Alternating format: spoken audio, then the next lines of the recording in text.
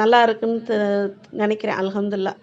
அங்கே தான் வாழை மரம் தென்னை மரமும் இருக்குது. அதே மாதிரி நெல் விளையுது. வேறு எல்லாத்துக்குமே அந்த உழுது போட்டு அந்த நிலத்தை வந்து ஊற வச்சுருக்காங்க. இதுவும் நல்லா இருந்தது. இங்கே வந்து நிறைய வெள்ளை கொக்குலாம் பறந்து போச்சு. பார்க்க அழகாக இருந்தது. ஆனால் அது வீடியோவில் அந்தளவுக்கு கவர் ஆகலை.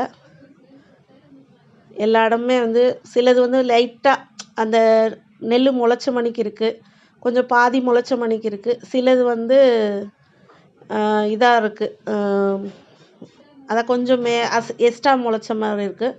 சிலது வந்து நெல்லே வந்துருந்துச்சு, அந்த கலரில் இருந்தது.